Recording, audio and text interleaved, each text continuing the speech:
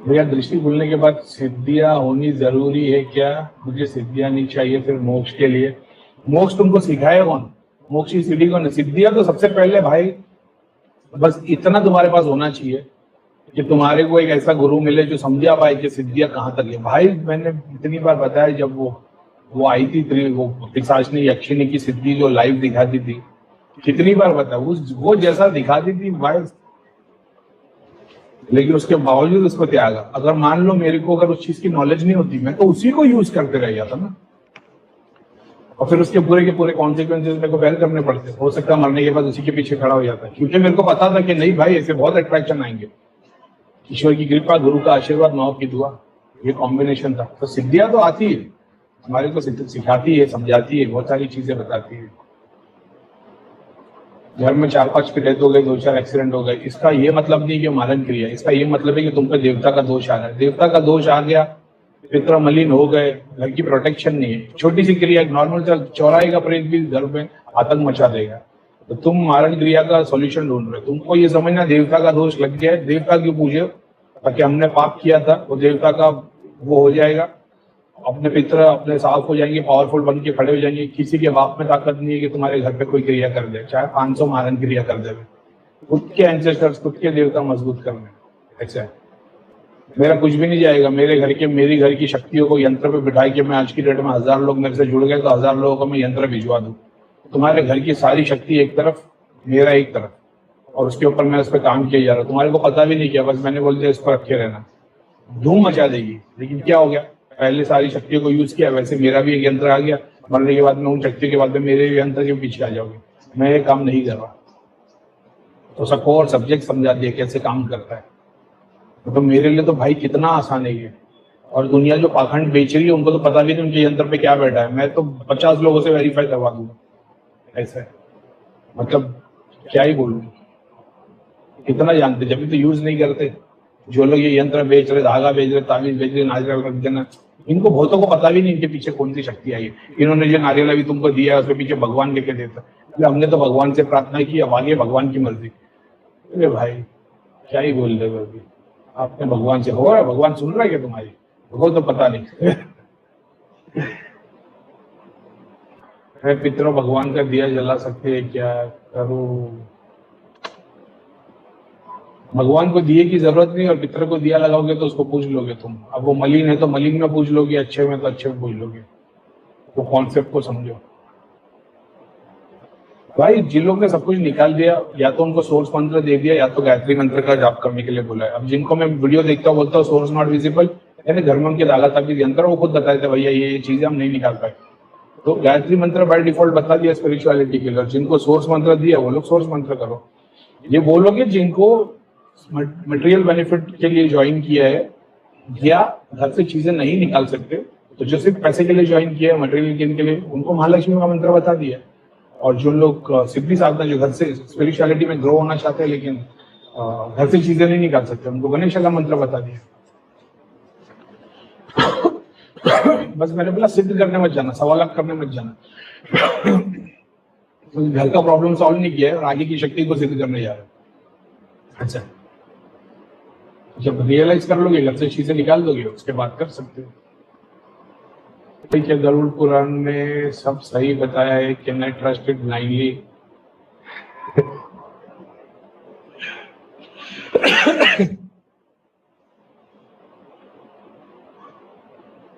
भाई देखो, अगर अपन ये कैलकुलेट करेंगे कि अपन कहाँ है, कहाँ से आ रहे और कहाँ पहुंचना है, तो आप हिंदू हो, इंडिया में पैदा हुए, हिंदुइज्म सनातन के इससे चल के आ रहे हो, तो अपने पास में जो बेस्ट ऑथेंटिक सोर्स है वो वेद है। लेकिन वेद क्या तुम डायरेक्टली पढ़ सकते हो? नहीं, कुछ भी नहीं समझेगा। शुरुआत करो भगवत गीता से, रामायण से, ठीक है? क्योंकि आज की डेट में अगर तुम वेद पकड़ोगे ना, तो रिचुअल्स के अंदर ही तुम जमीन में गड़ जाओगे, तुमको कुछ भी समझ में नहीं आएगा। भक्ति मार्ग के हिसाब से भगवत गीता से स्टार्ट करो, कॉन्सेप्ट समझ लो कि वहां पे क्या हो रहा है। वेद में देवताओं को पूजने, पितरों को पूजने के बारे में बताया गया है। भक्ति मार्ग में भगवान अपने आप को पूजने को बता रहे हैं, और बता रहे कि क्या क्या इंपॉर्टेंट है, नहीं है। तो क्या जितनों ने भक्ति मार्ग जुड़ लिया उनके सारे दुख दूर हो गए? नहीं। तो मैं यही बता रहा हूँ, भगवान इक्वल सबसे इंपॉर्टेंट भगवान है, लेकिन इनका भी इक्वल इंपॉर्टेंस है देवताओं का, पितरों का। तो इनके रिचुअल्स को भी मत छोड़ो। तो कृष्ण तो बता रहे कि जो खुद मेरे को पाल लेता है उसको कोई रिचुअल्स की जरूरत नहीं है, मेरे को ऑफकोर्स कोई रिचुअल्स की जरूरत नहीं, उसके बावजूद करता हूँ। तो उस तरीके से तुम कॉन्सेप्ट समझने की कोशिश करोगे तो एक वेद है, वेद में से फिर समझ में आ गया कि अच्छा गणेश की पूजा ऐसी करनी है, शिव जी की पूजा ऐसी करनी है। तो वेदों में से लोगों ने, जो लोग को शिव जी की पूजा करनी थी, उन्होंने वहां से सब स्टेटमेंट निकालना शुरू किए जो इंपॉर्टेंट थे, और वैसे बुक को कंबाइन करके फिर पुराण बने बहुत सारे। गुरुओं ने उसके ऊपर वेरीफाई किया है, उसके ऊपर कन्वर्सेशन किया है, डिबेट किया है, ऐसा है। अब पुराण की जब स्टोरी पढ़ोगे तो बहुत सारे तो पुराण अपने पास में एग्जिस्ट नहीं करते, लेकिन जो एग्जिस्ट करते हैं उसके हिसाब से भगवान को जानने की कोशिश करोगे तो एक डायमेंशन से रियलिटी तो है। लेकिन आप सोच लोगे कि बियॉन्ड सब कुछ यूनिवर्स, बियॉन्ड सब यही रियलिटी है, तो नहीं है। तो आप सोच लो कि भाई मतलब इस्लाम में जो जन्नत का कॉन्सेप्ट है क्या, तो इस्लाम में अल्लाह ताला का जो लोग है, उस लोग के, उस भगवान के उस डायमेंशन में, उसमें हूर परी जन्नत दोज़ख सब है। लेकिन क्या वही ऑलरेडी सिर्फ वही एग्जिस्ट करता है यूनिवर्स में? नहीं, ऐसे बहुत सारे खुदा एग्जिस्ट करते हैं, सबके अलग अलग डायमेंशन है, सबकी अलग अलग रियलिटी है।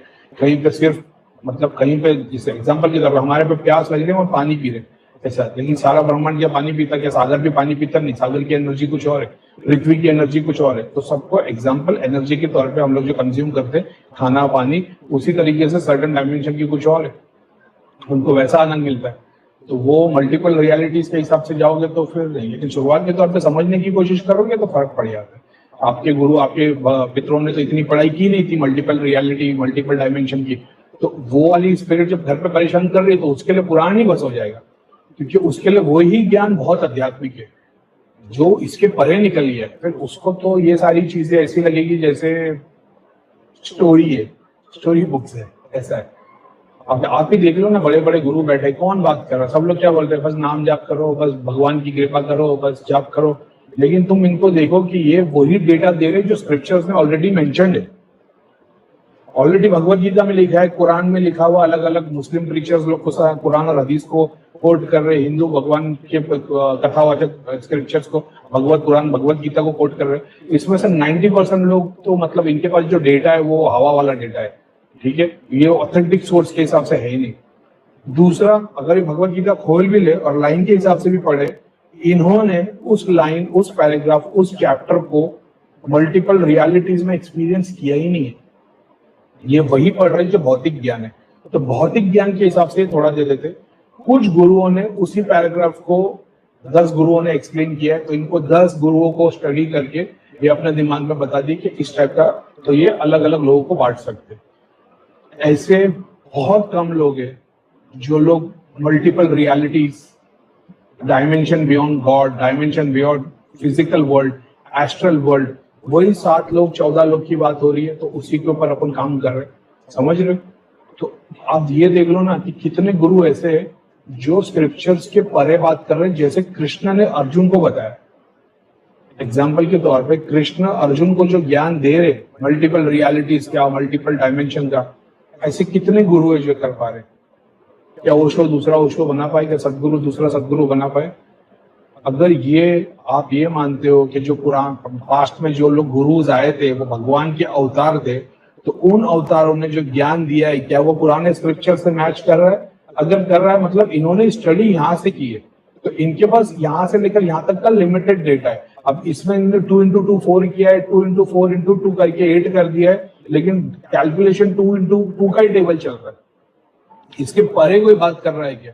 इसके परे जो बात कर रहा है तो फिर वो बहुत रेयर लोग हैं, फिर वो अवतारी पुरुष माने गए। तो उनके भी स्क्रिप्चर्स के तुम्हारे पास ऑथेंटिक पूरे के पूरे आ रहे कि उन्होंने, बुद्धा ने कुछ और बताया, जीसस ने कुछ और बताया, पैगंबर ने कुछ और बताया, कृष्ण ने कुछ और बताया, मगर उस बात को कैलकुलेट करके कुछ लोगों ने अपने मतलब की चीजें निकाली और नीचे नीचे देते चले गए।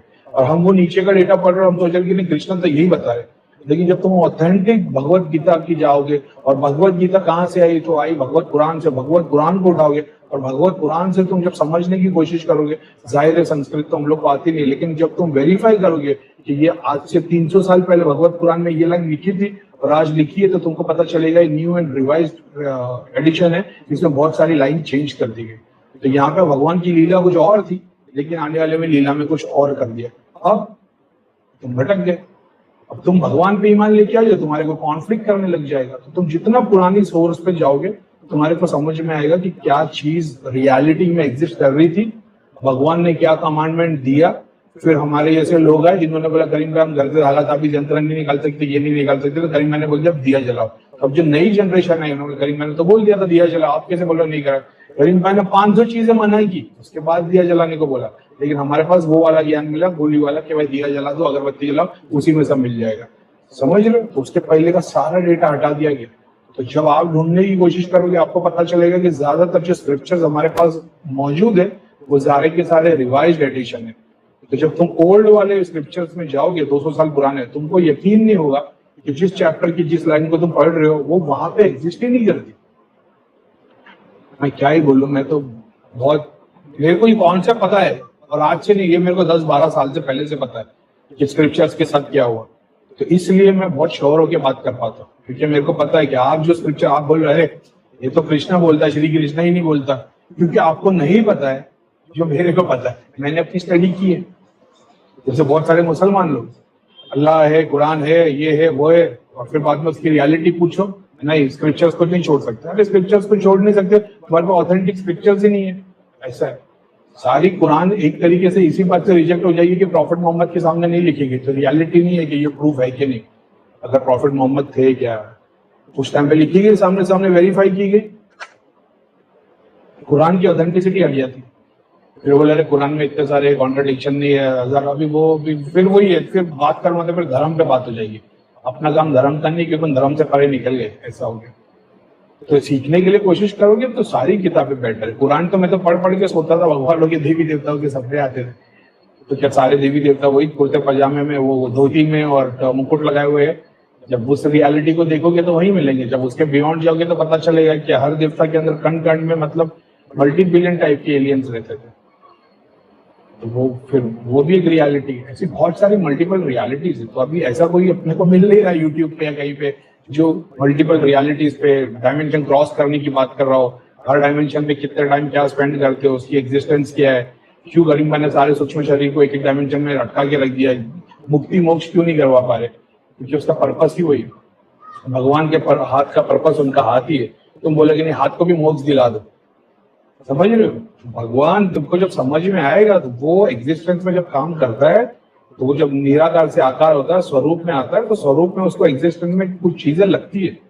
आपने बोल दिया नहीं भगवान को मोक्ष दिलाएंगे, तो मोक्ष में क्या भगवान का माइंड, आत्मा, बॉडी सब मोक्ष पाएगा। उसी तरीके से फिर वो कॉन्सेप्ट को समझोगे तो समझ में आएगा। ये सब बियॉन्ड स्क्रिप्चर्स है, ये सारी बातें, ये सब बातें स्क्रिप्चर्स में नहीं मिलेगी। ये सब बातें खुद ध्यान एक्सपीरियंस से मिलेगी। होगी स्क्रिप्चर्स में, मना नहीं करता हूँ, लेकिन बहुत कम स्क्रिप्चर्स ऐसे है जिसमें मिलेगी। ऐसा है।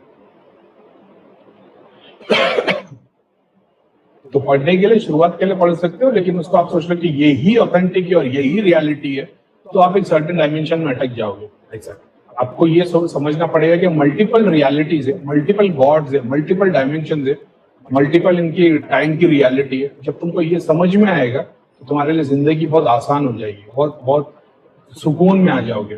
फिर भगवान का मैं हूं के नहीं, इसका वो नहीं रहेगा, खुश रहोगे, ऐसा रहेगा, ब्लिस में रहोगे। तुम्हारे को समझ में आ जाएगा क्या है कि जहां तुम पैदा होते हो वहां के गॉड्स होते हैं, वहां की हिस्ट्री के थ्रू तो लोगों को उसी की बिलीफ सिस्टम दिया जाता है, वो उसी को फॉलो करते हैं। ऐसा है।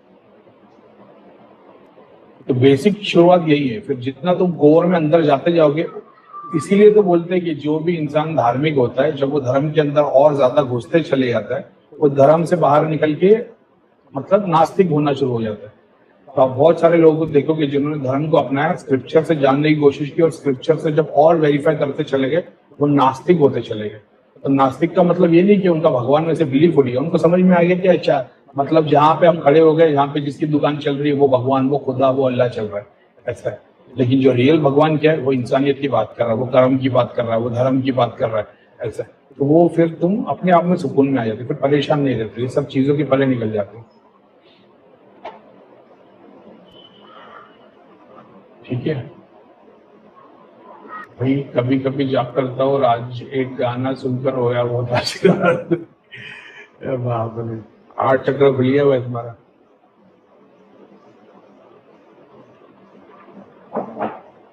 और ऐसा नहीं 8 चक्र खुलता है तो सिर्फ रोता है इंसान।